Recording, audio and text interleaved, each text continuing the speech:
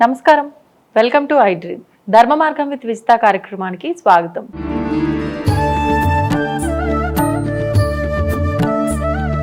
ప్రస్తుతం మనతో పాటు ఉన్నారు ప్రముఖ జ్యోతిష వాస్తు పండితులు బ్రహ్మశ్రీ అన్నవరపు తిరుపతి మూర్తి అవధాని గారు. ఇప్పుడు గురుగారితో మాట్లాడి మరిన్ని విషయాలు తెలుసుకుందాం. నమస్కారం గురుగారు. పరమేశ్వరార్పణం. గురుగారు, హనుమాన్ జయంతి రాబోతోంది. మరి ముఖ్యంగా మనందరం కూడా ఎవరి ఇళ్లలో వాళ్ళు ఆచరించాల్సిన విధి విధానాలు ఏమైనా ఉన్నాయా? ఆలయం కంటే ఎట్లాగూ వెళ్తాము, దర్శనం చేసుకుంటాము, స్వామివారి అనుగ్రహాన్ని పొందాలి అని చెప్పి తపన ప్రతి ఒక్కరిలో ఉంటుంది. మరి ఇంట్లో ఏం చేయొచ్చు ఆ రోజున, ముఖ్యంగా దాని గురించి వివరించండి.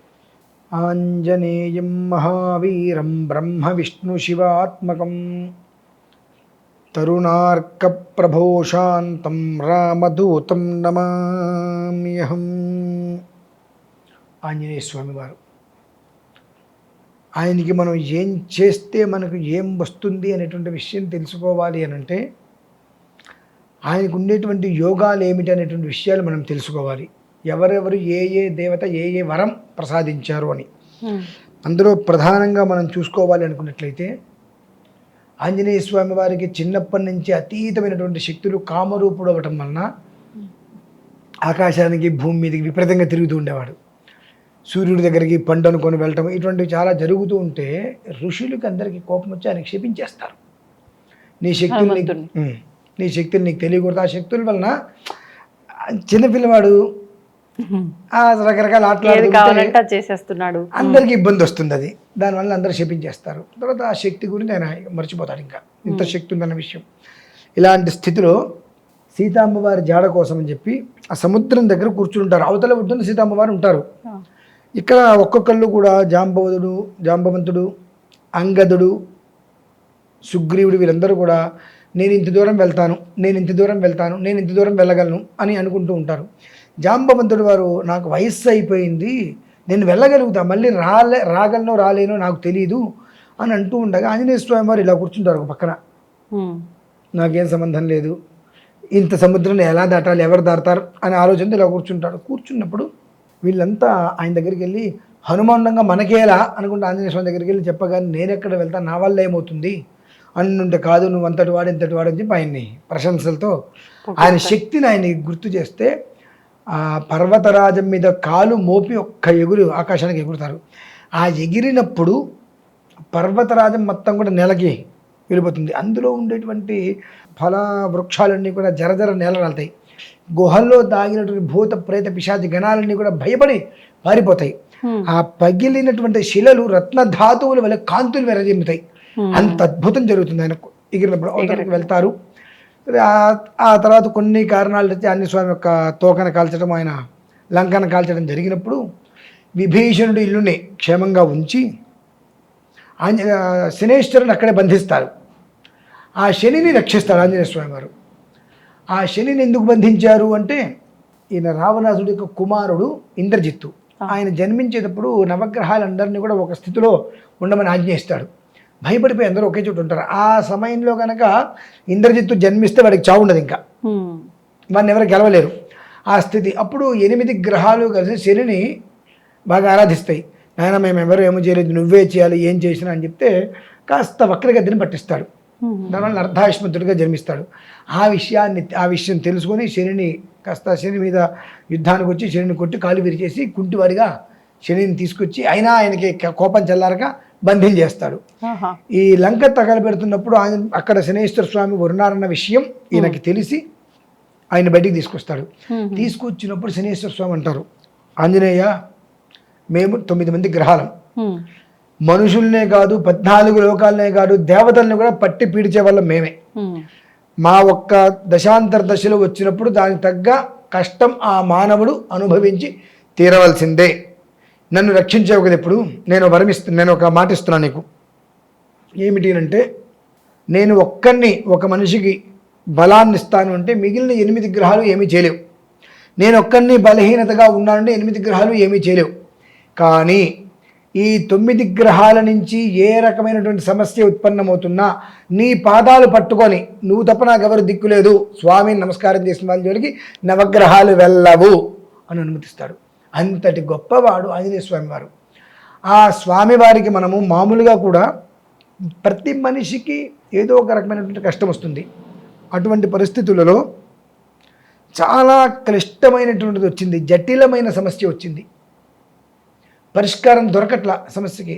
అటువంటి పరిస్థితులలో రాముడు వారికి సీతమ్మ వారికి నమస్కారం చేసి ఆంజనేయ స్వామి వారి ఫోటోలా పెట్టుకొని హనుమాన్ చాలీసా, మన్యు సూక్తం, సుందరకాండ.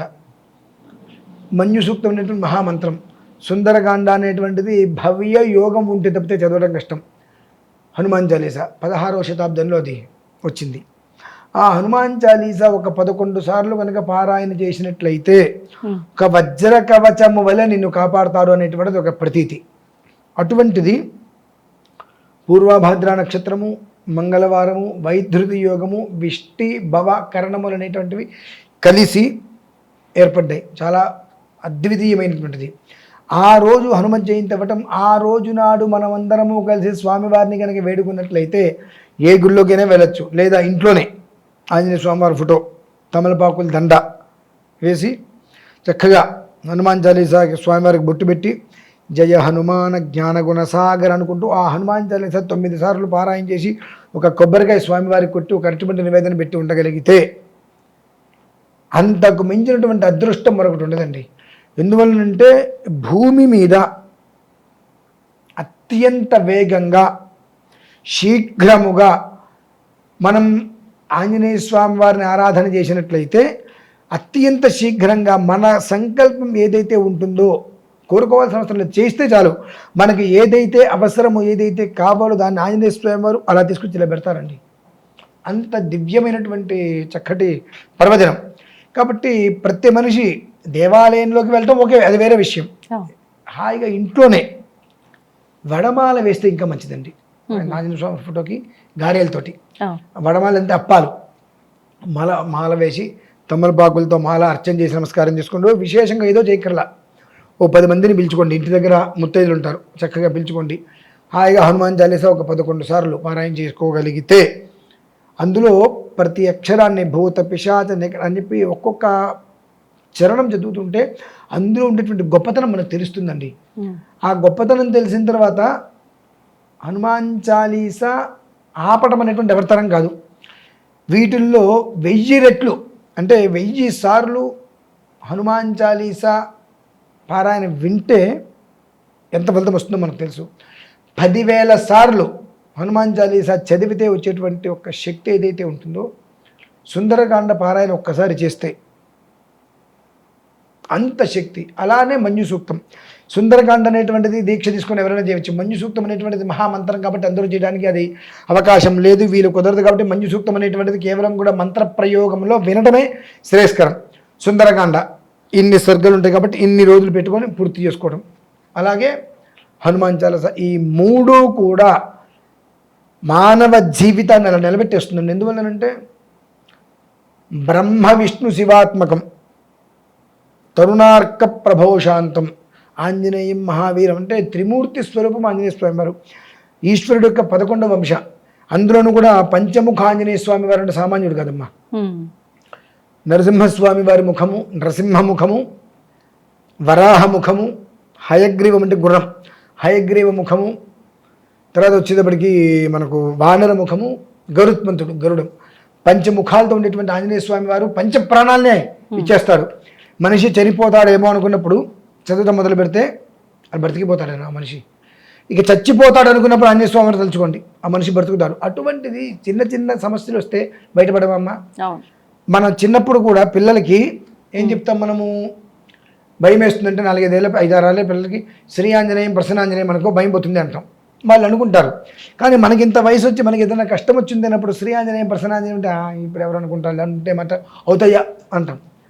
పిల్లలకి మాత్రం మనం చెప్తున్నాం, అదే మనం చేయాల్సి వచ్చేటప్పటికి అవుతుందా అంటున్నాం. అందుకనే కర్మ ప్రారంభం అనేటువంటిది బలీయంగా ఉండి పిల్లలకి చెప్పి వాళ్ళు అనుభవించాలి, హ్యాపీగా ఫీల్ అవుతుంటే మనం అది ఆ టయానికి శ్రీ ఆంజనేయం ప్రసన్నాంజనేయం అనుకోవాలంటే ఏమనుకుంటా అనేటువంటి స్థితి వచ్చి ఎదగలేకపోతున్నాం. కాబట్టి భూమి మీద అత్యంత తేలికగా మన కష్ట నివారణకి మూలం ఆంజనేయ స్వామి వారండి. ఆయన కాలు పట్టుకుంటే చాలు, చాలా బాగుంటారు. అది. ధన్యవాదాలు గురుగారు. పరమేశ్వరార్థం. దీన్ని తవ్వండి, తవ్వుతూనే శివలింగం. పరమాత్మకు జీవా సరే దాన్ని అట్లా కప్పేసేయండి, చూపించదండి. Krishna is there. మూర్తి పూజ కాదు, సాక్షాత్ బ్రజేంద్ర నందన భగవాన్ ఉన్నారు మూర్తిలో. ఏమీ ఆశించకుండా ఆరాధించే వాళ్ళు కూడా ఉన్నారా ప్రభుజీ? నిజమైన భక్తి అంటే మనకు తెలియదు కాబట్టి